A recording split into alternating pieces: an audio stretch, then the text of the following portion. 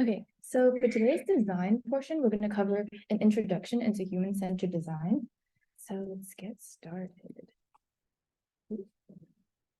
Okay, so what is human-centered design? Basically, it's a design approach that incorporates the human perspective into the design. But why is it important?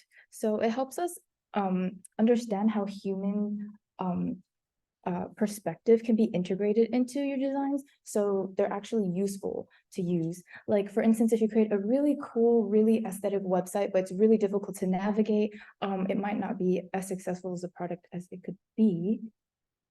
And this is the general human-centered design process. We're going to cover analysis, design, evaluation, and implementation.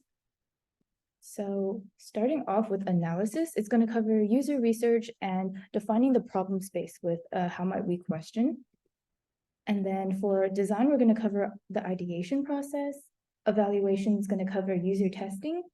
And then in implementation, we're going to go over prototyping and fabrication.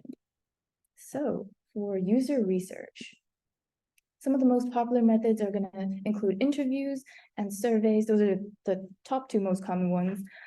Interviews, they can be anecdotes, experiences, and focuses. Alternatively, sometimes we do contextual inquiries, which is basically having your user like do the process and then asking them questions as they go along. And surveys is a much more general, you're going to get more general feedback, but it's going to be the easiest one to conduct. Card sorting is giving a bunch of sticky notes or cards and then having the user sort them into categories that they think fit the best. Desk research is basically just secondary research, going off of what you see online.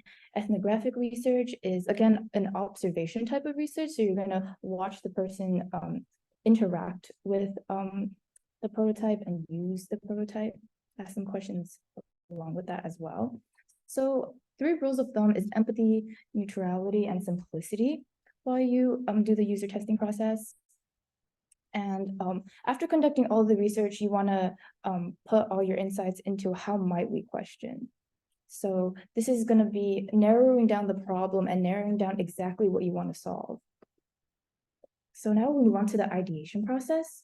This is where you're going to synthesize all of your findings from your user research.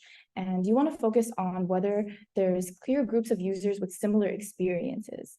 So from this, you can make personas, which is a fictional character or like a fake character where it has a lot of traits that are seen along with your users in your user research. So this is an example. You can see this is like a fake name, a fake profile picture, but there's a little profile and you can see some of the categories are goals, needs. Pain points is going to be a really common thing you see along user personas as well. If it focuses basically on what you need to work on and what is the most important thing for you to fix. So yeah, you see also there's like a personality chart and then some character traits that they have as well. So this is going to help you synthesize all of your findings. And another way you can go along this process is using a journey map, which is basically a timeline of your user experience. This is an example of what that could look like. You have here the persona on the top. And where's my cursor? Okay, this is like the personas. And then this is the expectations or the general experience you can expect the persona to go through. And here we have like a define, compare, negotiate, and selection process. And then here's a little timeline, basically where you're imagining what this process would look like if you were this person. So then here's some more details about their opportunities and then different metrics. Depends on which project you're doing for this. But yeah, another way to go about this is using affinity maps, where you're basically using key insights to narrow down your ideas. And a really common way to do this is, Post-it notes. So you can do this digitally on Figma, like FigJam, or you can do this with real Post-it notes. But basically, you're going to start off with a bunch of them, and then you're going to categorize them into smaller, more digestible ideas.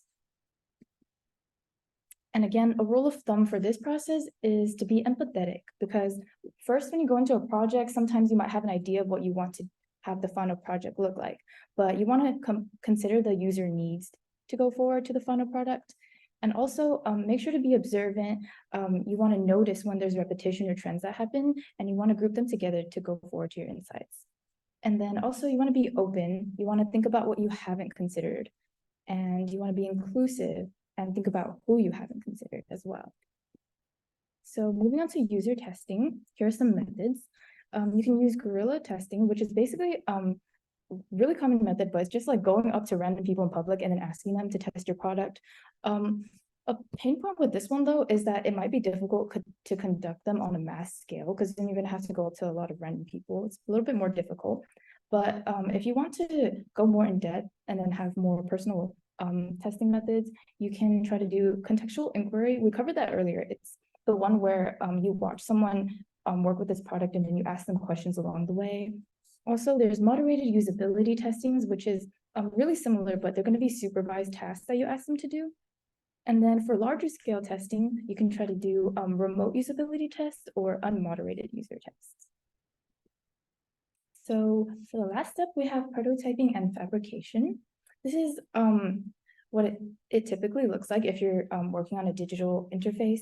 But this is going to be really similar to what you guys did for your midterm when you were prototyping it on Figma. This is a low fidelity, and you're going to see it's like really simple. There's only like boxes and lines. There's not even like a theme or a color scheme for it yet. And then the next step would be turning it into a mid fidelity or high fidelity. That can same thing with like digital interfaces or physical interfaces. So essentially, you want to do iteration and focus on optimization of the product. You want to take all of the insights that you drew from your user testing and then take it back to the prototype step. But yeah, again, this is what the human-centered design process is going to look like. Depending on which project you're doing and how big the scope is, you're going to be moving forward and backwards to a lot of these steps, and that's perfectly fine. But yeah, that was pretty general, but hopefully I didn't go through that too fast. But do you guys have any questions about anything? No? Okay.